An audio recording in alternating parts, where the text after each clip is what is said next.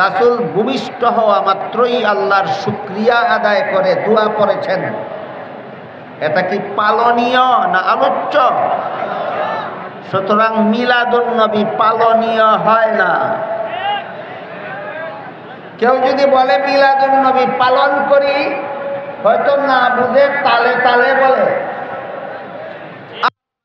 বুঝে শুনেই মিথ্যা বলে। মিলাদুন নবী পালনীয় নয়, মিলাদুন নবী আলোচ্য। এখান থেকে আমরা এটুকু মনে রাখি, মিলাদুন নবী পালনীয় না আলোচ্য। এরই আরেক নাম নবীর জন্য নবুয়তের জন্য, এরই আরেক নাম। মিলাদুন নবীর পরবর্তী দুই একটা ঘটনার মাধ্যমে আমরা এই কথাটা আবার বোঝার চেষ্টা করি। রাসূল করিম সাল্লাল্লাহু আলাইহি ওয়াসাল্লাম মা আমেনার গর্ভ থেকে ভূমিষ্ঠ হয়েছিলেন, কিন্তু দুধ পান করেছিলেন হালিমা সাদিয়া রাদিয়াল্লাহু আনহা। আমেনা হলেন রাসূলের গর্ভধারিণী মা, আর হালিমা হলেন রাসূলের দুধ মা। বুঝে থাকলে বলুন তো, হালিমার নিজের কোনো সন্তানাদি না হলে আমেনার সন্তানকে দুধ পান করাতে পারতেন? অবশ্যই না। হালিমার নিজেরও একটা দুধ পানকারী শিশু ছেলে ছিল, এই জন্য হালিমা নিজের ছেলেকেও দুধ পান করাতেন, আমেনার ছেলেকেও দুধ পান করাতেন। এবার বলুন তো, তাহলে হালিমার দুধ পানকারী শিশু কতজন? 2 জন। এজন্য রাসূল করিম সাল্লাল্লাহু আলাইহি ওয়াসাল্লাম হালিমার এক স্তনের দুধ নিজে পান করতেন, অপর স্তনের দুধ নিজের দুধ ভাইয়ের জন্য রেখে দিতেন। কুলের শিশু থাকাকালে এত বড় ইনসাফ আর কোনো মানুষের পক্ষে সম্ভব না, একমাত্র মুহাম্মদুর রাসূলুল্লাহর পক্ষে সম্ভব। এবার বলুন, ঘটনাটা উম্মতের জন্য শরীয়তের দলিল না নবীর জন্য নবুয়তের দলিল? পালনীয় না আলোচ্য? ঘটনা পালনীয় নয়, ঘটনা আলোচ্য। আরেকটি উদাহরণ দিচ্ছি। রাসূল কুলের শিশু থাকাকালেও কখনো উলঙ্গ হননি, কুলের শিশু থাকাকালেও উলঙ্গ হননি। অগত্যা একদিন শিশু রাসূলের সদর থেকে কাপড় সরে গেছেন, অস্বাভাবিকভাবে চিৎকার দিয়ে কান্না শুরু করেছিলেন। যখন তার সদর ঢেকে দেওয়া হলো, তখন তার কান্না থামলো। এইমাত্র শিশুকালের একদিনের ঘটনা, পরবর্তী জীবনে শিশুকালের এই একটি ঘটনা যখন স্মরণ হতো, রাসূলের লজ্জায় চেহারা মুবারক হলদে হয়ে যেত।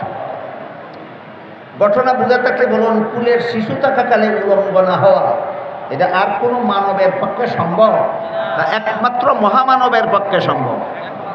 তাহলে ঘটনাটা উম্মতের জন্য শরীয়তের দলিল হলো না নবীর জন্য নবুয়তের দলিল হলো? এটা পালনীয় না আলোচ্য? ঘটনা পালনীয় নয়, আলোচ্য। এটাকেই বলে নবীর জন্য নবুয়তের দলিল, উম্মতের জন্য শরীয়তের দলিল নয়। আরেকটি ঘটনা, রাসূলের 4 বছর বয়সে জিবরিল ফেরেশতা আসলেন, রাসূলকে শোয়ালেন, সিনা মুবারক কাটলেন, ভিতরের অঙ্গ প্রত্যঙ্গ বের করে ধুইলেন, আবার ভিতরে ঢুকিয়ে সিলাই ছাড়া, মেডিসিন ছাড়া কাটা জোড়া লাগিয়ে দিলেন। রক্তপাতও হলো না, ব্যথাও হলো না, সিলাইয়েরও দরকার হলো না, মেডিসিনেরও দরকার হলো না, সময়েরও দরকার হলো না। এটাকে আরবি ভাষায় সাক্ষ্য সদর বলা হয়, বাংলায় বক্ক বিদারণ বলা হয়। আমার দৃষ্টিতে শব্দ উভয়টাই কঠিন। এজন্য সর্বস্তরের মুসলমানদের বুঝার সুবিধার্থে আমি এটাকে বলে থাকি কুদরতি অপারেশন। রাসূলের জীবনে এমন কুদরতি অপারেশন সর্বমোট 4 বার হয়েছিল। প্রথম দফা হয়েছিল 4 বছর বয়সে। 4 বছর বয়স্ক শিশু মুহাম্মদের এই যে কুদরতি অপারেশন হলো, এটা কি পালনীয় না আলোচ্য? অনুসরণ করা সম্ভব না আলোচনা করা সম্ভব? মিলাদুন নবীর থেকে নিয়ে দীর্ঘ 40টি বছর পর্যন্ত এই সিরাতুন নবীর প্রথম 40 বছরের অধ্যায়ে আল্লাহ নবীর দ্বারা এমন কতগুলি অজস্র ঘটনা ঘটালেন, যেই ঘটনাগুলি উম্মতের জন্য পালনীয় নয়, উম্মতের জন্য অনুসরণীয় নয়, উম্মতের জন্য অনুকরণীয় নয়, শুধু আলোচ্য। পালন করা যাবে না, আলোচনা করে লাভ কি? এই প্রশ্ন যদি কারো মনে জাগে, সিরাতুন নবীর যে অংশ পালন করা যাবে না, আলোচনা করে লাভ কি? এই প্রশ্ন যাদের মনে জাগে তাদের প্রশ্নের জবাব কয়েকটা। 1 নম্বর, আলোচনার দ্বারা নফল ইবাদতের সওয়াব। 1 নম্বর, আলোচনার দ্বারা নফল ইবাদতের সওয়াব। 2 নম্বর, আলোচনার দ্বারা সিরাতুন নবী সম্পর্কে জ্ঞান লাভ হয়। 3 নম্বর, আলোচনার দ্বারা মুমিনের ঈমান তাজা হয়। 4 নম্বর, আলোচনার দ্বারা বেঈমান কাফিরের জন্য নবীর নবুয়তের প্রমাণ হয়। আমি কি বুঝাতে পারলাম আপনাদেরকে? সিরাতুন নবীর যে অংশ পালনীয় নয়, আলোচ্য, সেই অংশের আলোচনা অনর্থক না উপকারিতা আছে? একটা দুইটা না অনেকগুলি? অনেকগুলি। তাই সিরাতুন নবীর প্রথম 40 বৎসরের প্রথম অধ্যায়, 40 বৎসরের মেয়াদকালের প্রায় সবগুলি ঘটনা নবীর উম্মতের জন্য শরীয়তের দলিল নয়, নবীর জন্য নবুয়তের দলিল। এটা হলো প্রথম অধ্যায়ের বৈশিষ্ট্য। এখানে আরেকটা প্রশ্ন কারো মনে জাগতে পারে যে আল্লাহর রাসূল জীবনের প্রথম বিয়ে করেছিলেন 25 বছর বয়সে। এটা কি প্রথম অধ্যায়ের 40 বছরের ভিতরে হলো না বাইরে হলো? ভিতরে। 40 বছরের জীবন ইতিহাস যদি উম্মতের জন্য পালনীয় না হয়, অনুসরণীয় না হয়, অনুকরণীয় না হয়, তাহলে 40 বছরের ভিতরে নবী বিয়ে করেছিলেন। বিয়ে করা উম্মতের জন্য শরীয়তের দলিল হলো কিভাবে? উম্মতের জন্য সুন্নত হলো কিভাবে? এই প্রশ্নের সংক্ষিপ্ত জবাব, রাসূল 25 বছর বয়সে বিয়ে করেছিলেন, এজন্য বিয়ে করা উম্মতের জন্য সুন্নত হয়নি। 40 বছর পূর্ণ হওয়ার পরে আল্লাহর রাসূল পরিষ্কার ভাষায় বলে দিয়েছিলেন, আন-নিকাহু মিন সুন্নতি, বিবাহ বন্ধনে আবদ্ধ হওয়া আমার সুন্নত। সেই হাদিসের দ্বারা বিবাহ উম্মতের জন্য সুন্নত হয়েছে। 25 বছর বয়সে বিয়ে করেছিলেন, সেই কারণে নয়। এবার আমরা দ্বিতীয় অধ্যায় সম্পর্কে কিছু আলোচনা করি। এর আগে প্রথম অধ্যায়ের 40 বছর মিলাদুন নবীর থেকে শুরু হয়। আমি এতক্ষণ আপনাদের বলেছি মিলাদুন নবী পালনীয় না আলোচ্য? কাজে যারা বলে মিলাদুন নবী পালন করি, হয়তো বুঝে সুঝে বলে না, তালে তালে বলে। আর যদি বুঝে শুনে বলে তাহলে জেনে শুনেই মিথ্যা বলে। মিলাদুন নবী পালনীয় নয়, 40 বছরের জীবন ইতিহাস উম্মতের জন্য পালনীয় নয়, সেগুলি আলোচ্য। এগুলি উম্মতের জন্য শরীয়তের দলিল নয়, এগুলি নবীর জন্য নবুয়তের দলিল। যেখানে মিলাদুন নবীটাই পালনীয় নয়, সেখানে ঈদে মিলাদুন নবী আসলো কোত্থেকে? পরিষ্কার সহিহ হাদিসে আল্লাহর রাসূল সাল্লাল্লাহু আলাইহি ওয়াসাল্লাম বলে দিয়েছেন, আল্লাহর পক্ষ থেকে আমার মুসলমান উম্মতের জন্য বাৎসরিক 2টি ঈদের ব্যবস্থা দেওয়া হয়েছে। মনে রাখার ব্যাপার সমস্ত মুসলমানদের। আল্লাহর রাসূল বলে গেছেন মুসলমান উম্মতের জন্য আল্লাহর পক্ষ থেকে কতটি ঈদের ব্যবস্থা দেওয়া হয়েছে। একটি ঈদের নাম রাসূল বলেছেন ঈদুল আজহা, আর একটা ঈদের নাম আল্লাহর রাসূল বলেছেন ঈদুল ফিতর। মুসলমানের বাৎসরিক ঈদ রাসূল বলেন 2টা, একটার নাম ঈদুল ফিতর, একটার নাম ঈদুল আজহা। আপনি যদি মিলাদুন নবীকে ঈদে রূপান্তরিত করেন, তাইলে রাসূলের 2 সংখ্যায় আপনি সন্তুষ্ট নন, আপনি 3 সংখ্যায় সন্তুষ্ট। আপনি আশিকে রাসূল হলেন না দুশমনে রাসূল হলেন? এজন্য হাদিস শরীফে রাসূল করিম সাল্লাল্লাহু আলাইহি ওয়াসাল্লাম বলেন, ইয়াকুম ওয়া মুহদাসাতিল উমুর ফাইন্না কুল্লা মুহদাসাতিন বিদআতুন ওয়া কুল্লা বিদআতিন দালালা ওয়া কুল্লা দালালাতিন ফিন্নার, আও কামা ক্বালা আলাইহিস সালাতু ওয়াস সালাম। এর অর্থ হলো রাসূল বলেন, কোনো কাজ, মুসলমানের কোনো কাজকর্ম ইসলামী কর্মকাণ্ড সাব্যস্ত হওয়ার জন্য 4 প্রকার দলিলের কোনো এক প্রকারের দ্বারা সাব্যস্ত হতে হবে। এই 4 প্রকার দলিলের আলোচনা রাসূল বিভিন্ন হাদিসে করেছেন। আল্লাহ পাক রব্বুল আলামিন সূরা নিসার 59 নম্বর আয়াতে করেছেন, প্রথম প্রকার দলিলের নাম আল্লাহর কুরআন, দ্বিতীয় প্রকার দলিলের নাম রাসূলের হাদিস, তৃতীয় প্রকার দলিলের নাম উম্মতের ইজমা, চতুর্থ প্রকার দলিলের নাম মুস্তাহিদগণের মাযহাব। যে বিষয়ে আল্লাহর কুরআনে নাই, যে বিষয়ে রাসূলের হাদিসে নাই, যে বিষয়ে উম্মতের ইজমায় নাই, যে বিষয়ে মুস্তাহিদ ইমামগণের মাযহাবে নাই, এমন কথা মন গড়াভাবে যারা ধর্মের নামে পালন করে, তাদের এই মন গড়া ধর্মের কর্মকাণ্ডকেই আল্লাহ রাসূল বেদাত নামে আখ্যায়িত করেছেন। রাসূল বলেছেন, সাবধান, এমন বেদাত কর্মকাণ্ডে আমার উম্মত মুসলমান লিপ্ত হবে না। বেদাতে লিপ্ত হলে তুমি জান্নাতের পথ হারাবে, আর জান্নাতের পথ হারালে তোমাকে জাহান্নামের শাস্তি ভোগ করতেই হবে। এবার এখান থেকে আমরা দুটি কথা মনে রাখার মতো, একটা হলো মিলাদুন নবী পালনীয় নয়, আলোচ্য। আরেকটা হলো মিলাদুন নবীর সাথে ঈদ শব্দের সংযোজন ইসলামী কোনো দলিলের দ্বারা সাব্যস্ত নয়। মিলাদুন নবীর সাথে ঈদ শব্দের সংযোজন একদল বেদাতীদের মন গড়া। মিলাদুন নবীর সাথে ঈদ শব্দের সংযোজন একদল বেদাতীদের মন গড়া। এমন মন গড়া কাজকেই হাদিস শরীফে আল্লাহ রাসূল বেদাত বলেছেন। এই পর্যন্তই কথা শেষ নয়। আপনারা লক্ষ্য করে থাকবেন, 1974 সালের পর থেকে, এর আগে ছিল না, মনে রাখবেন, এর আগে ছিল না বাংলাদেশে।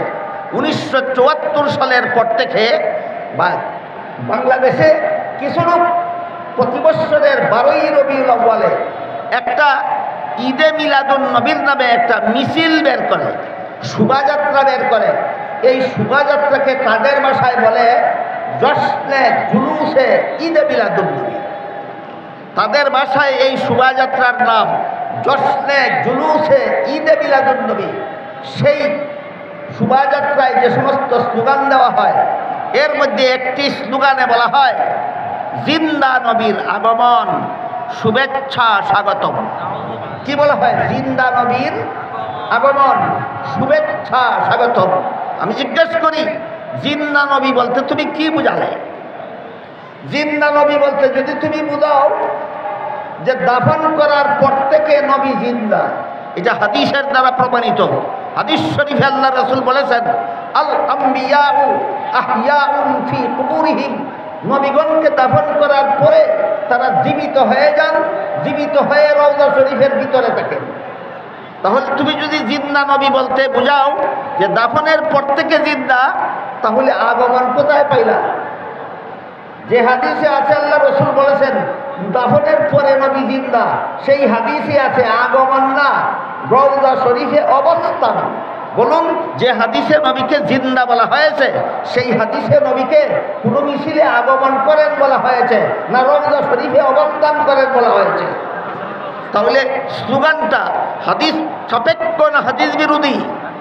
হাদিস বিরোধী।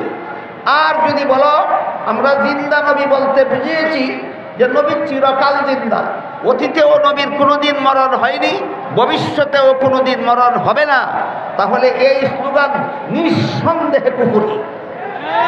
এই স্লোগান নিঃসন্দেহে কুফরি। কারণ আল্লাহ পবিত্র কুরআনে আমাদের মহানবীকে সম্বোধন করে বলেন, ইন্নাকা মাইয়িতুন ওয়া ইন্নাহুম মাইয়িতুন।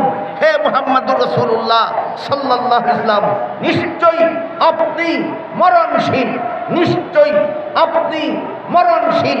বহু বলুন, কুরআনে আল্লাহ আমাদের নবীকে মরণশীল বলেছেন কিনা?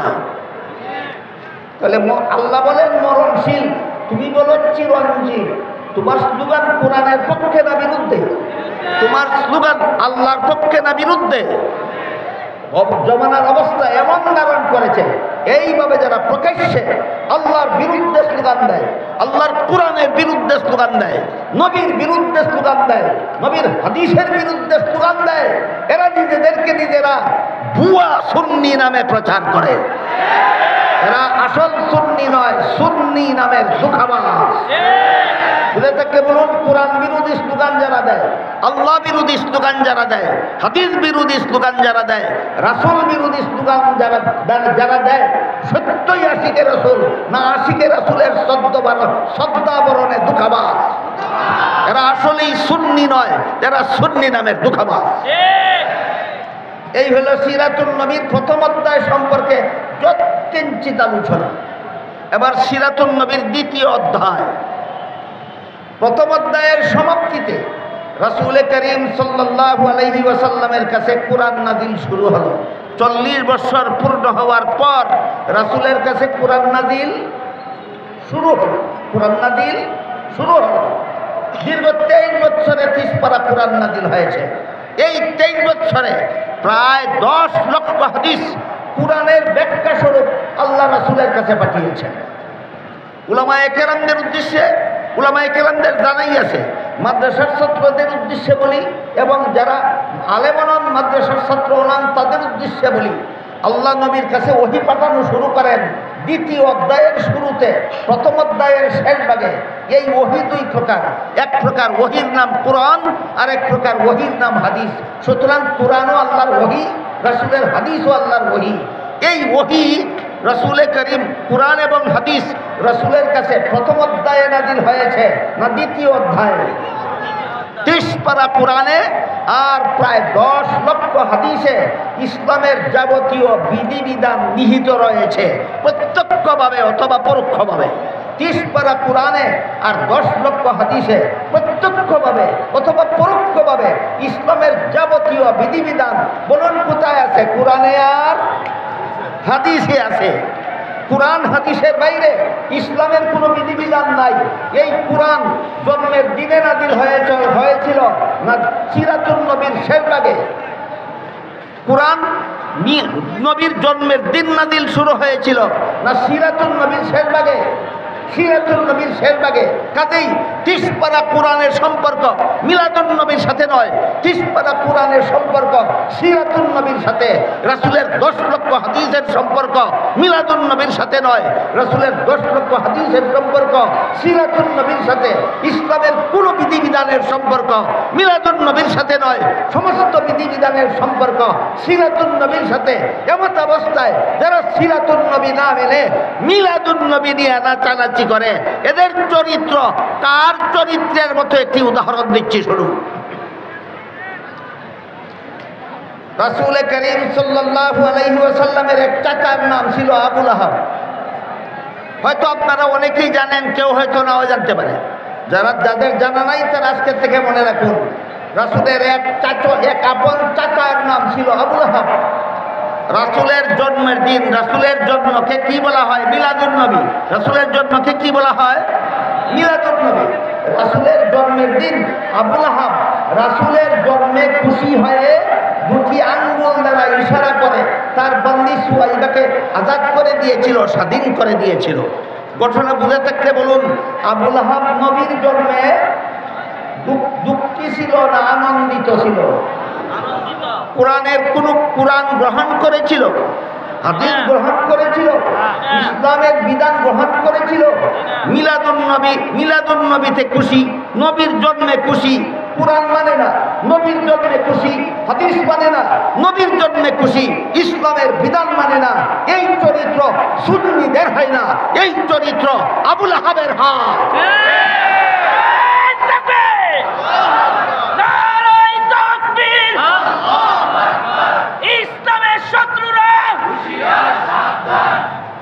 মুহতারাম হাজিরিন, কোরআন নাজিল শুরু হওয়ার পর থেকে, নবীর কাছে ওহী নাজিল শুরু হওয়ার পর থেকে এই মক্কার কুরাইশ বংশের লোকেরা জুলুম নির্যাতন শুরু করে দিল।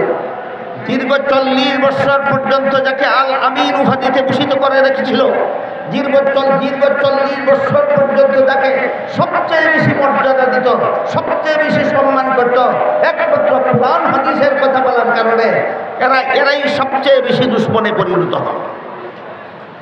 তখনকার সময়ের একটি ঘটনা বলছি। এক সর্দারের নাম ছিল আবু জাহাল। আরেক সর্দারের নাম ছিল আখনাস। একদিন সিরাতুন নবীর 2য় অধ্যায়ে একদিন সর্দার আবু জাহাল সর্দার আখনাসকে জিজ্ঞাসা করলো, সর্দার আখনাস বলো তো, মুহাম্মদ যে সমস্ত কথাবার্তা বলে সত্য বলে না মিথ্যা বলে? আবু জাহাল চিন্তা করে দেখলো, যদি বলি মিথ্যা বলে তাহলে প্রশ্ন আসবে যে এই লোকটা মিথ্যা বলে, এই লোকটাকে দীর্ঘ 40 বছর পর্যন্ত আল আমিন বলছিলি কেন? কথাবার্তা বুঝতে পারতেছেন আপনারা? আখনাসের প্রশ্নে আবু জাহাল উভয় সংকটে পড়ে গেল। আবু জাহাল চিন্তা করে দেখে আখনাসের প্রশ্নের জবাবে আবু জাহাল যদি বলে মুহাম্মদ মিথ্যা বলে, তাহলে প্রশ্ন করে বলবে সাথে সাথে যেই লোকটা মিথ্যা বলে এই লোকটাকে 40 বছর পর্যন্ত আল আমিন বলছিল কেন? আর যদি বলে সত্য বলে সাথে সাথে প্রশ্ন আসবে মানে না কেন? বলুন, প্রশ্নের দ্বারা উভয় সংকটে পড়েছে কিনা? কে? আবু জাহাল। প্রশ্ন করেছিল আখনাস। তাই উভয় সংকট এড়াতে গিয়ে আবু জাহাল তড়িঘড়ি একটা জবাব রেডি করলো। সেই জবাবে বলল, যতদিন পর্যন্ত মুহাম্মদ তার কাছে কুরআন নাযিল হওয়ার কথা বলেনি, কতদিন? 40 বছর। ভুলে গেলেন? যতদিন কুরআন নাযিলের কথা বলেনি, কতদিন? ততদিন সত্য কথা বলেছে, এই জন্য ততদিন আল আমিন বলেছি। এখন থেকে কুরআন নাযিলের কথা বলে এটা মিথ্যা বলে, এই জন্য এখন মানি না। এই জবাবের প্রতিবাদে আল্লাহ পাক রব্বুল আলামিন সূরা আনআমের 33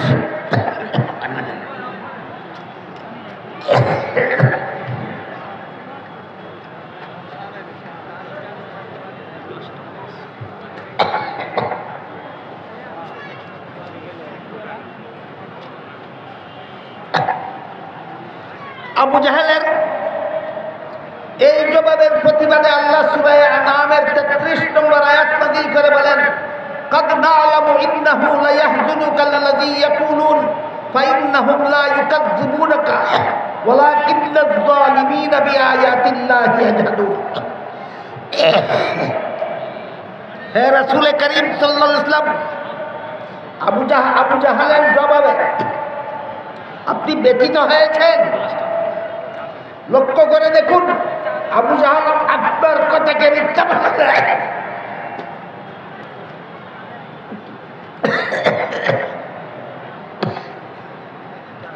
আবু জাহেল আপনার কথাকে মিথ্যা বলে না, আমার কোরআনকে মিথ্যা বলে। জন্ম থেকে 40 বছর নবী যা বলেছেন সব সত্য বলেছেন, এই জন্য নবী আল আমিন। কোরআনের কথা বললেই নবী মৃত্যুক হয়ে যান। তাহলে 40 বছরের আশিকে রাসূল, 40 সিরাতুন নবীর প্রথম অধ্যায়ের 40 বছরের আশিকে রাসূল তো আবুল হাব ছিল, আবু জাহেল ছিল। কোরআন নাযিলের পরবর্তী জিন্দেগির আশিকে রাসূল আবুল হাব হতে পারেনি, আবু জাহেল হতে পারেনি, একমাত্র সাহাবায়ে কেরাম হতে পেরেছিলেন।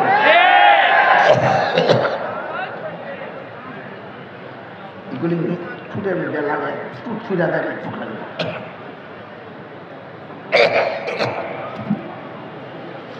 এখান থেকে শুরু হলো সংবাদ। এখান থেকে দীর্ঘ 40 বছর যারা রাসূলকে আল আমিন বলেছিল, রাসূলকে সবচেয়ে বেশি মর্যাদা দিত, তাদের উপর অমানবিক জুলুম অত্যাচার শুরু করে দীর্ঘ 13 বছর পর্যন্ত জুলুম অত্যাচার করেছে। এই অত্যাচারের বিবরণ দিয়ে শেষ করার মতো সময় নেই। আল্লাহর পক্ষ থেকে নির্দেশ ছিল, অত্যাচারের প্রতিশোধ দিতে যাবেন না, অত্যাচারের জবাব দিতে যাবেন না, অত্যাচারের প্রতিবাদ করতে যাবেন না, সম্পূর্ণ নীরবে সহ্য করুন। আল্লাহর নির্দেশে সিরাতুন নবীর 2য় অধ্যায়ের 13 বছরের মক্কি জিন্দেগিতে একতরফাভাবে সন্ত্রাসীদের হামলা নবী এবং তার সঙ্গী সাথীরা সহ্য করে চলেছেন। কোনো রকমের টু শব্দ নাই, প্রতিশোধ নাই, প্রতিবাদ নাই। এটা হলো সিরাতুন নবীর 2য় অধ্যায়ের বৈশিষ্ট্য।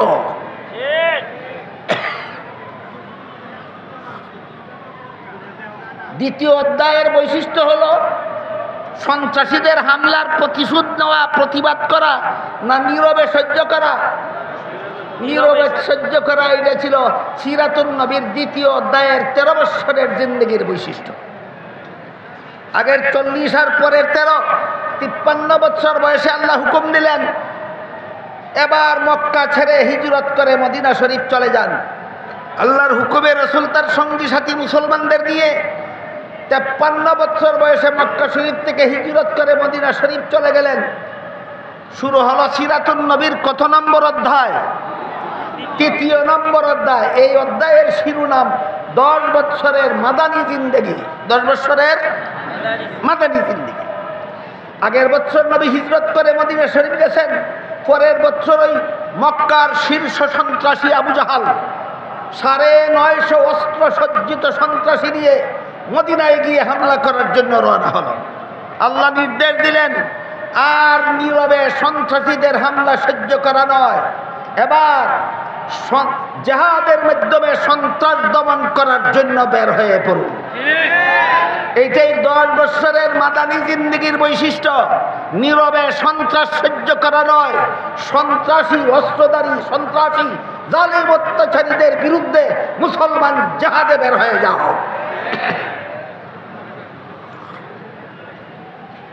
বিস্তারিত আলোচনার সময় আমার হাতে নেই, আপনারা নামাজের জন্য হয়তো ব্যাকুল হয়ে আছেন, এই জন্য একটি প্রশ্নের জবাব দিয়ে শেষ করি।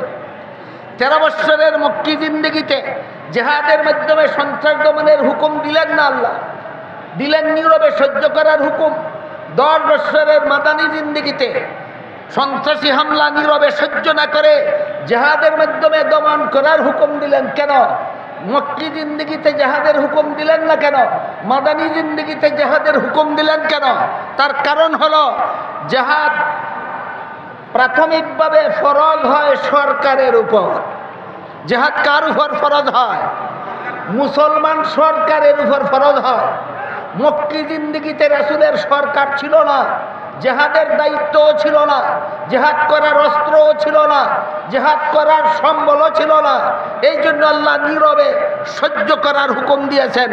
হিজরত করে মদিনা শরীফ যাওয়ার পরই আল্লাহর রাসূল একটা রাষ্ট্র প্রতিষ্ঠা করলেন এবং সেই রাষ্ট্রের প্রধান শাসনকর্তা নিয়োজিত হলেন স্বয়ং মুহাম্মদুর রাসূলুল্লাহ সাল্লাল্লাহু আলাইহি ওয়াসাল্লাম। তাই মাদানী জিন্দেগিতে আল্লাহ জিহাদের মাধ্যমে সন্ত্রাস দমনের আদেশ করলেন। 10 বৎসরের মাদানী জিন্দেগির বৈশিষ্ট্য জিহাদের দ্বারা সন্ত্রাস দমন করো, জিহাদের দ্বারা সন্ত্রাস দমন করো, জিহাদের দ্বারা সন্ত্রাস দমন করো। আপনারা অধৈর্য না হলে 1-1.5 মিনিটে আরেকটি প্রশ্নের জবাব দিয়ে শেষ করতে চাই। সেটা হলো বর্তমান দুনিয়াতে মুসলমানের চিরদুশ্মন ইহুদি খ্রিস্টানেরা ইসলামের জিহাদকে বলে সন্ত্রাস, আর তাদের কতগুলি পুষ্যপুত্র গোলাম আছে তথাকথিত মুসলমান সমাজের বীর জাফর বুদ্ধিজীবী, এরা ওই ইহুদি খ্রিস্টানদের শিক্ষা দেওয়া বলি অনুপাতে ইসলামের জিহাদকে সন্ত্রাস বলে। কিন্তু সিরাতুন নবী আমাদের পরিষ্কার ভাষায় শিক্ষা দেয় জিহাদ সন্ত্রাস নয়, জিহাদ সন্ত্রাস দমনের সফল ব্যবস্থা। আল্লাহ আপনাদের আমাদের সবাইকে সিরাতুন নবীর আদর্শে আদর্শ হয়ে জীবনকে ধন্য করার সৌভাগ্য দান করুন। সবাই বলুন আমিন। সুবহান রাব্বিকা রাব্বিল ইজ্জাতি আম্মা ইয়াসিফুন ওয়া সালামুন আলাল মুরসালিন ওয়ালহামদুলিল্লাহি রাব্বিল আলামিন।